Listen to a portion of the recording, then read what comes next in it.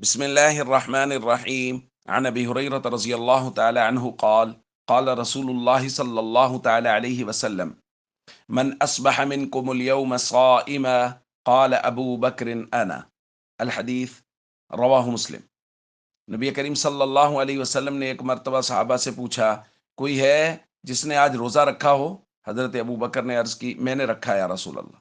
پھر حضور نے پوچھا، فمن تبع منکم اليوم جنازہ، کوئی ہے جس نے آج کسی جنازہ میں شرکت کی ہو؟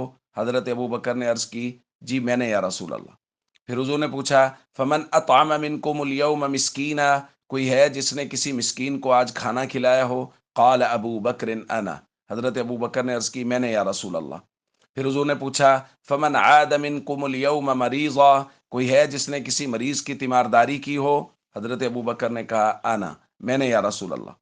فقال رسول اللہ صلی اللہ علیہ وسلم، ان باتوں کے بعد حضور نے ارشاد فرمایا، مجتمعن فی امرئ الا دخل الجنہ، یہ صفات جس شخص میں بھی جمع ہو جائیں اللہ اس کو جنت میں ضرور داخل فرمائے گا۔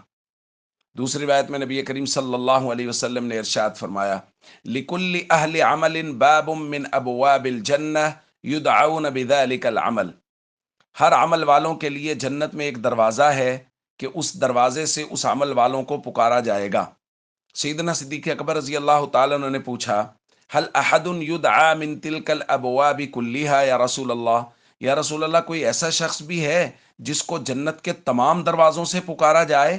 نبی کریم صلی اللہ علیہ وسلم نے فرمایا، نعم، جی ہاں، وانا ارجو ان تکون منہم یا ابا بکر، اور مجھے امید ہے کہ ابو بکر آپ انہی لوگوں میں سے ہیں جن کو جنت کے تمام دروازوں سے پکارا جائے گا۔ دوستو، یہ ہیں سیدنا صدیق اکبر رضی اللہ تعالیٰ عنہ، اور یہ ہیں ان کے فضائل و مناقب کہ ان کو جنت کے تمام دروازوں سے پکارا جائے گا، اور جو تمام تر صفات جنت میں لے جانے والی ہیں وہ تمام سیدنا صدیق اکبر رضی اللہ تعالیٰ عنہ میں پائی جاتی ہیں۔